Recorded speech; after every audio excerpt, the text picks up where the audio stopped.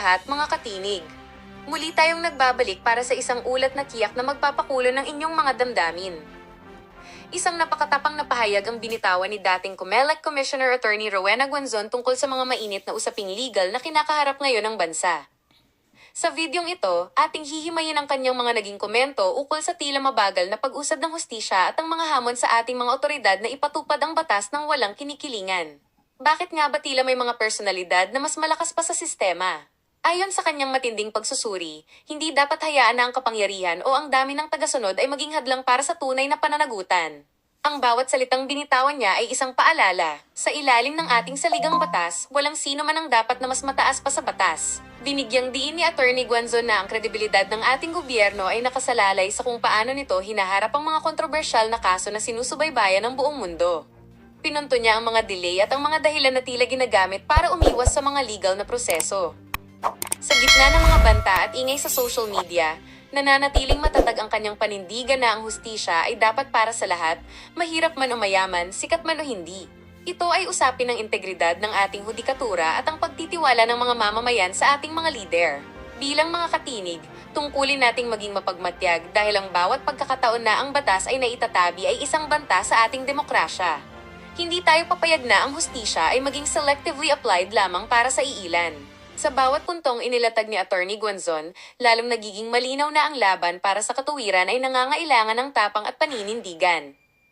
Ang kanyang tinig ay nagsisilbing mitya para sa bawat isa sa atin na magtanong at humingi ng pantay na pagtingin sa ilalim ng batas. Ano ang inyong masasabi sa mga matatalas na pahayag ni Attorney Rowena Guanzon? Sang-ayon ba kayo na dapat ng bilisan ng mga legal na hakbang para maipakita na ang batas ay gumagana para sa lahat?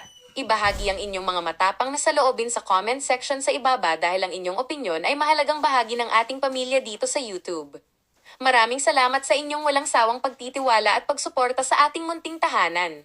Hanggang sa susunod na maanghang na talakayan, ito ang inyong sandigan, ang tinig ng bayan. Na ano ako? With you coming here, Hindi, Sara Duterte ako. Pero dilawan ako. Anti-Marcos ako. Pero Sara Duterte ako for president. Kung anong kulay isusuot niya sa kampanya, yun din ang isusuot ko sa kampanya. Pero dilawan ako. Bakit niyo ako kukulayan? Mas may karapatan pa ako dito kaysa sa marami dyan na nagsasabi na kakamping sila eh. Bakit? Makyat ba kayo sa stage? Ang kampanya kay Lene? Ako, makyat, no? Ilang stage? Pinakyat ba kayo doon? Hindi, no? Ako lang kaya yung party list nominee na pinakyat doon. Oh, what does that mean? Diba? Sa akin naman. Huwag na kayong magkulay-kulay. Isipin nyo na gugutom na mga Pilipino, kulay-kulay pa kayo. Yung mga ganyan ng mga tao, makikitid na mga utak niyan. Na, si Guanzon, dilawan yan, bakit yan nandito? Kagaya ng kanina ba? May nagganon-ganon sa akin na bakit yan nandito, dilawan ka man. Pastilan, eh. Naanapod ni. Kuulaw ta sa Vice President, oy. There are really people like that, eh. You know what? All I can say is, you can call me whatever the fuck you like. Sara Duterte ako sa 2028. nag-usap na po kayo ni VP about it. Hindi pa. Yung iba nga, tatakbo Vice President, siya Presidente, hindi rin niya alam eh.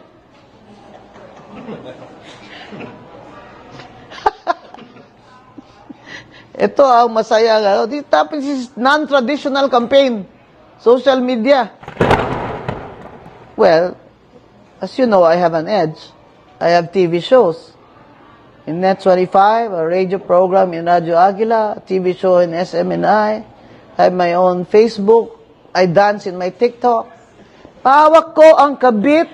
Hawak ko ang kabit. I think the people, the DDS like me because number one, I'm Bisayan. Number two, I'm honest. Number three, totoong tao ako eh. Hindi ba ako mahal ko talaga. Alam mo, Carmine, mahal. Kahilas ba? Totoo talaga akong tao. Yung mga kuwan-kuwan nila nga, matapobre yan, kaya kung di ka naka-Rolex, siya ganani mo. Hindi, ikaw ang pinag-uusapan natin, si Lamas. Ang sinabi ko, Lamas, hindi ka nga naka-Rolex dyan eh. Kung mag-Rolex ka, magdududa na talaga ako, tinakaw mo yan. Kasi ano ba naman ikaw? Ano ba naman ang income mo? Laging wrong context eh. Si Rowena Guanzon, ito lang ang challenge ko sa kanila. Sige ko nilag libak, sige ko nilag troll. Do they really think it affects me? Kalamira akong TikTok. Bawal ang kabit. Bawak ko ang kabit. Doesn't affect me. You know why? I have no ambition. Lahat na ng ambisyon na gustuhin siguro ng ibang tao, nakuha ko na, naggawa ko na, nakamit ko na lahat ng ambisyon ko. All I wanted was for my parents to have a long lives and God gave that to us. They died at 95. Lahat ng gusto kong gawin sa buhay ko, nagawa ko na. I am the only Filipino lawyer that has a book listed in the U.S. Library of Congress, the Anti-Sexual Harassment Act, Notes and Cases, and in the National Library of Australia, Harvard Law Library, Stanford Law Library, Yale Law Library, University of Berkeley Law Library. I dare them to say they also have a law book in these universities. Sabi nila, sira talaga ulo ng Rowena Guanzon na yan, no? Ayan, sira pa ulo ko niyan. Imagine kung hindi sira ulo ko. Lahat ng gusto kong gawin sa buhay ko, nagawa ko. On my own merits, wala kawat, and I'm grateful to my parents. Sila, ambisyon lang nila eh. Senador sila, kay nanay. Para magsikat sila. Alam ko na mga kabahay, kanya-kanya ambisyon naman tayo. Pero ako, hindi ako magsisenador para sumikat ako. Kasi ngayon pa lang sikat na ako. You agree with me na ngayon pa lang sikat na ako? Oh. I'm not running for senator para sumikat ako. Tulungan ko lang si BP Sara. Kasi pinagkakaisahan nila eh. Nakita ko, ipulihan naman ni nila. Impeachment na naman. Attorney, good afternoon. I'm Ruth Palo, News 4. Attorney, do you intend to be part of the slate, senatorial slate of VP Sara? If she invites me, it would be my honor. Nauna na kasi nagsabi si VP Sara na may 4 na politiko o senatorial candidate possible na lumapit sa kanya. Are you one of those? Well, whatever she says is true. What did she say? Because I don't know. I just heard you. I don't really know what she said. But whatever it is she said is true. Ma'am, good afternoon, si MJ Mondihar, Magazine News. You mentioned earlier EDCA. There were many attempts in the previous administration na maglagay po ng EDCA site sa Davao. What is the edge of Davao City government, ma'am, or the Davao City people, na wala pong EDCA site ngayon na may gera po sa Middle East? Bakit kayo mag-edge sa side dito? You will be a target. And then your mga negosyo will be disrupted. Gustong-gusto ng mga armed forces of the Philippines may EDCA. Dagdag na naman sa budget nila. Alam nyo, matagal na tayong niloloko nitong BBM administration nito, pati military natin, hindi na natin maasahan. Pero mo sabihan tayo ni Browner, whose I think family is also from Negros, na ready na sila in case i-attack ng China ang Taiwan. Ready siya magpadala ng mga Pilipino doon. Ginoo ko. So may labot na to sa Taiwan, Bing, ipadala man mo dito ang mga igsoon. Ikaw ra dito, General Browner. Samang ka. So may labot naman ilang gira. Diyos ko. O, bayaran tayo ng Taiwan. O, padala kami dyan ng soldiers. Ilang $billion.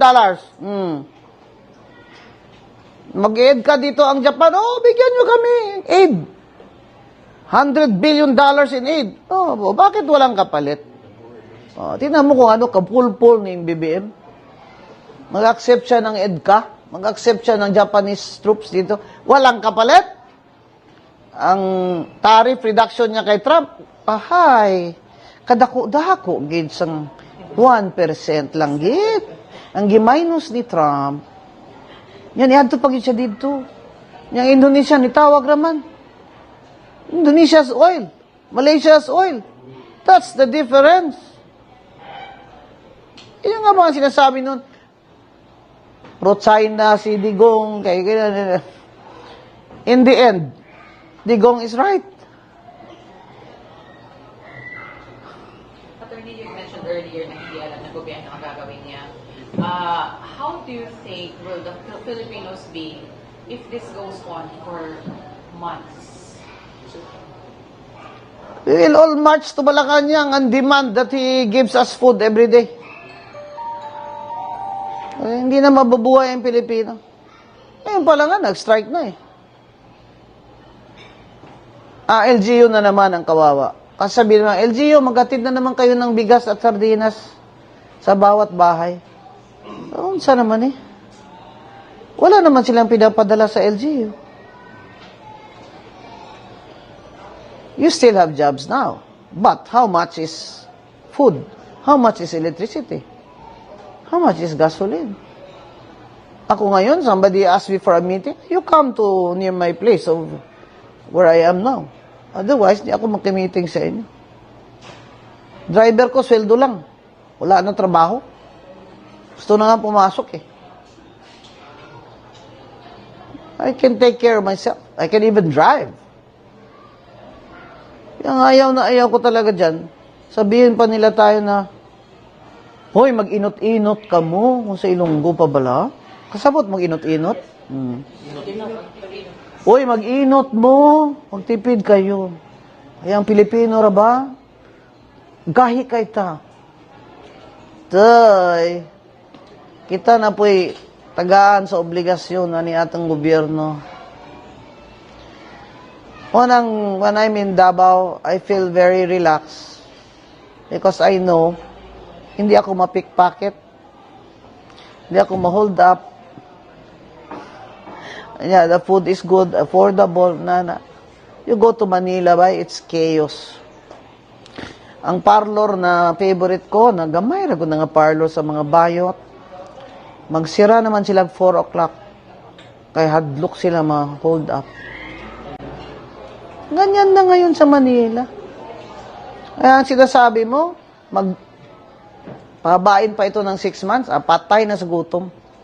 Attorney naman siya po ni PBBM na nabalaka siya, grabing pangangamba kung dili daw, kung lahi na daw ang administration, di pa padayon niyang legacy niya. Any comment on?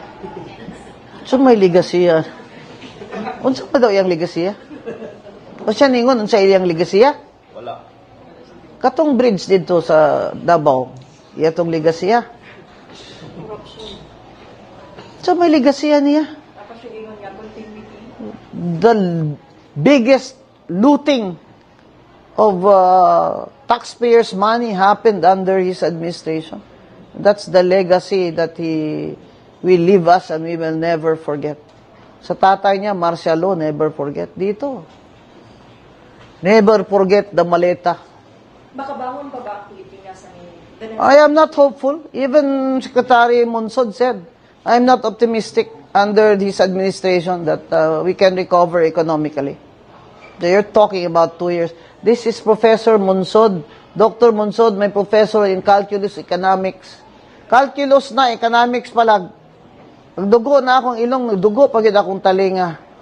Nakapasar po dinoon ko. Nakita niya ako sa Malacanang eh. NEDA secretary siya.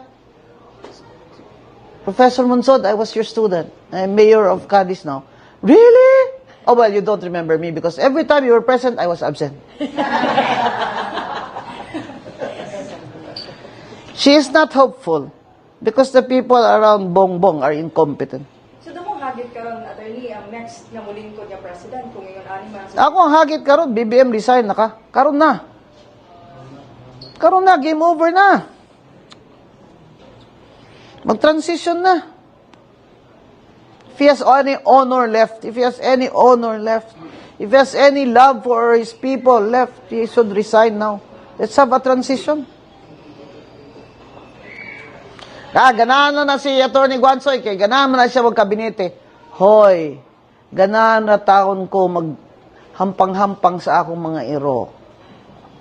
Di na ko ninyo tagaig trabaho diya. Kay whatever work I will do in the next 2 years, I will fail. We will all fail. Why? Because we have a deficit. Pero we will succeed. Kung take over ngayon si Sara Duterte, nga wala korupsyon. Ano ng mga gobyerno? Hindi na bala ka mo mag-aircon. Mag-aircon pa man mo, abrihin na ng tanan na. Tapos wala na travel kamo tanan. Why travel? Why aircon? Ambulansya lang ang dagan-lagan. By extraordinary expense, wala yung meeting funds. Sa una si Digong, kaon magsuman dito. Karon dilitson man sila. Sabi ko nga tayo, sasabihin niya mag-inot-inot, edi mag-inot-inot siya. Wala na tayong magawa nito. We have a crisis. We have a crisis. I suggest BBM resigns and prepare a transition government. Attorney, who do you think can beat Vice President Sara Duterte in 2028? Meron kaya? I already said she's the woman to beat. Kahit sino kandidato nila dyan. Ay, ang problema lang, baka dayain. Tsaka wag lang kayong kampante kasi alam niyo naman ang eleksyon. Marami silang pera. Magni-negative vote buying yan dito sa Davao. Bigyan ng pera mga tao para wag nang pumoto. Kailangan ng Davao mag-turn out ang tao 90%. Minimum. Boto talaga. Mindanao. Nahirap eh. Do not underestimate these politicians. They all want to stay in power with the BBM kasi doon ang racket nila. Doon ang racket nila eh. Wala na. Zero tolerance for corruption. Yun lang ang gusto ko. Sabi na, ambot. Are we hoping, attorney, nga si current commissioner karon sa Comelec, mahimo siyang limpyo during the... Kinsa si George Garcia? Palingkod magani niya si Yeda Romualdez as nominee disqualified na, 4th term na. Kung sa'y malimpyo. Limpyo yang naong. Nahiya naman siya. Hinintay talaga nila akong mag-retire eh. Diba? Kasi di-disqualify ko talaga si Bongbong. Because he was convicted 2 times for tax evasion, di ba? Puro kayo, bayaran daw natin ang tax. Bayaran muna ni Bongbong yung 203 billion estate tax sa Marcos estate. Bayaran niya muna yung income tax na he was convicted for. Tapos tayo, pag hindi daw tayo nagbayad ng tax, ikukulong daw tayo. Kung 5 million pala kami, hindi magbayad ng tax, ikulong nyo kami. Saan nyo kami ikukulong? Pasakyon mo kami barko, dito mo ikulong sa barko. I will recruit. Example lang ha, example lang. Anong klaseng statement yan from the government? Ikulong nyo kami lahat pag hindi kami nagbayad. Kung mag-civil disobedience sa mga tao, this is real. This also happened during the Ferdinand Marcos term. Nag-civil disobedience sa mga, imagine the inflation rate during martial law was around 70. Ngayon, ang 100 pesos mo, it's only worth 73 pesos. 73 pesos. It's not 100. That's why, dapat ang tatakbo ngayon with Sara Duterte are people who are honest. Who will not want power for themselves. Saka, naniniwala naman ako kay VP Sara eh. Na pag sinabi niyang zero tolerance for corruption, gagawin niya talaga. And I met her today face to face. The first time. Because the first time I met her, she was a witness in my court. She was registering hugpong. So she appeared in my court as chair of Hugpong. Which is the only time I met her. Kanina yung face-to-face. So, Attorney, ano po yung panawagan natin sa mga tao if ever na yun pa rin pong commissioner ng COMELEC and 2028 election will... Sa akin, ang panawagan ko kay Chair Garcia, sa election, mag-leave na lang siya. Mag-leave na siya kasi very low ang credibility niya. And the COMELEC will suffer. Disente naman siyang tao. Mag-leave na lang siya. You mean to say you are not trusting anymore the credibility of the COMELEC for 2028, Senator? What do you think? I'm saying that the credibility of COMELEC now is low. And you cannot have a COMELEC like that in a presidential election. It is the duty of Chair Garcia to make sure that the people perceive the COMELEC as fair, honest, and efficient. So, my call for him, to him, is for him to, I respectfully ask COMELEC Chair Garcia to take a leave of absence Not to resign. before the campaign season starts. Not to resign, Senator. Not to resign. He doesn't have to resign. He can just take a leave. You know, if we ask him to resign, syempre he will not resign. But maybe if we ask him to take a leave, he might take a leave, di ba? Kasi, saka, in a highly contentious election, to be the chair of COMELEC is very dangerous. Very risky. Eh kung hindi manalo ang BBM gang. Attorney, na-mention mo kaganina no na when VP Sara will call your attention na pwede ka ma-appeal sa iyang slate, what if delete? Will you still support her? Of course. I already said that. Hindi na nga ako kailangang tumakbong senador eh. Kaya lang i-endorse na ko sa Cebu Alliance. Leyte Alliance also inviting me. You know, because there's no Visayan candidate for senator. They have claimed me as a Cebuano candidate. So much so that now I'm going to rent a condo in Cebu. So I will save money on hotels. I'll just rent a condo there so me and my staff can just stay in the condo. It's cheaper than staying in a hotel. And who's going to say that I'm not Cebuano if I speak Cebuano? Kapamalikas pagkari kong Cebuano. Whoa. Who is going to say I am not a Cebuano candidate ko? Ang mga taga Cebu mo maingon nga, sino may nagwanson may amuhang kandidato ka Cebuano? Oh. 67 years walay senador ang Negros Occidental kag Oriental since Senator Locsin. Since the Osmeñas, 10, 12 years, walay senador from Cebu. Yun sila, di man na siya Cebuano ba? Abot ni mo sa imong lubot. Attorney, na yung mahimong changes sa imong partido? Sa akong partido, amo ko'y partido. Or will you be joining? I'm very independent, day. Samukan ko aning mga partido nga diktahan na pug ko. Di ganyan kasi ganito ang partido line natin. Samuk-samuk ka mas sikat pa man ko nimo nga. I don't know if I can win as an independent candidate. I don't know. I don't know if the Baweños will support me if I run for independent and the Batsara is my president. I don't know if they'll vote for me. Ikaw, you'll vote for me pa? Kala, tagada po mo na. She still vote lagi. Are you not also joining PDP, Attorney? No, I cannot join any party for now. Remember, I was COMELEC commissioner. I have some things, you know. Sinasabi ko na, huwag na lang ako mag-party-party. Kasi mabuti na yung lahat ng tao kahit anong partido nila. Kung ganahan sila na ako, boto sila. Di sila ganahan na ako, ayaw. Ayaw ko na niya kay nanay. Wow man, ingon ni mong boto ka na ako, good. Kinsa may nagpilit ni mo. Diba? What ay pilit tayo ani? Pero Sara ta. Siyang inanay, di ko anang Ruwen ng Ganson, okay raday. Basta Sara lang kaday. Yan ang kampanya ko. Kasi wala naman tayong kasiguruhan eh. Dito malakas tayo. Sara tayo. Pagdating doon sa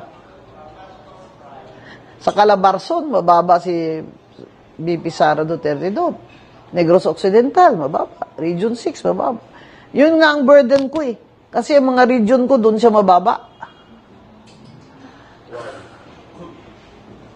Why? Anti-Marcos ang Region 6 eh. Pero predominantly liberal party. Dilaw. Just in case Lenny Robredo will run for president. I already committed to support Sara Duterte. It's too late now. But how do you describe VP Sara, attorney? I saw her today. I told you, I said in my speech. Did you listen to my speech? Pero ano I see a woman as a calmness, but a strength of character. It has the will to lead us into reform. Because you know she's the eldest, so she's used to a leadership position from the start. And she speaks softly, huh? I think she spoke softly today that I had to restrain myself. Si Sara Duterte lang pala ang makarestrain sa akin. Because, again, she said it with authority and firmness, but gentleness. You follow me on Net25, PGMN, my Facebook. If you like to see me dance, you go to TikTok, Barda Queen.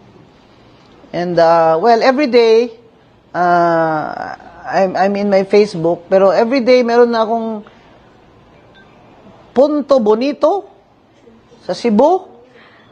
Nga 2 minutes lang. Ipukaw ko niya ganina. Siya, ang mga Cebuano, ma'am, ganahan kaya ni mong makadungog silang gasilibuano ka. Ko, sige. Pukaw pa ko ugba, kay buyawon ta na kay Lunggo. Attorney, kung kitang... Ayan sila, marada kong si Digong. Sige naman kong pamalikas. Kaunsang man di ay. I was born between 3 boys. I was raised by my father. Oh, frequently, pag mag-ano-gani ng mga kawatan, mga yudiputa. Te? Lintian ka mo sa mga... I come from a family that's very principled, very honest, nga bringing, saka excellence, very bright. So bright that God gave us Greg, who has autism, and so now, no matter how maingay kami, pag pumasok si Greg, we are all quiet. Because Greg is our true north. Nasabi ko sa inyo, may Diyos ang kalibutan. Yan yung tanang ginahimo ni Marco sa aton. May hangganan din ito. Malapit na. Kung si Digong pa, they will have their comeuppance. Attorney, naging critic ka ba ni Digong? No, in fact, I did not disqualify him. How can I criticize him? We were mayors together. Besides, I was commissioner when he ran. And as I said there, if you were covering it, I did not disqualify him. I disqualified Grace Poe. Why will I criticize Digong? I like his style. I think we have similar style. I'm just prettier. If you compare the... I think that's why he liked me. Because, you know, I was 27 years old, I was carrying a gun. Attorney, sino mga panginaon karon sa sitwasyon ni former President Duterte? I think he's very lonely. You know, I explained this to Lorraine Badoy na that is when I turned. During in impeachment nila against Sara, hindi pa ako masyadong emotional noon. Noong nakita ko si Kitty, when they captured Digong, and Kitty was so helpless, bata, and Digong just wanted her to go para hindi na siya ma-humiliate doon. That's when I turned. and I saw Kitty. I turned. I said, "Ang deep po." And then, my sister also. Dilaw na dilaw kami, ha? God, anti-Marcos kami. Pero Cory. Sabi niya talaga, my brothers and sisters, we turned. Kasi we are very close, as a family. Nung nakita ko yun, that's Kitty who made me turn.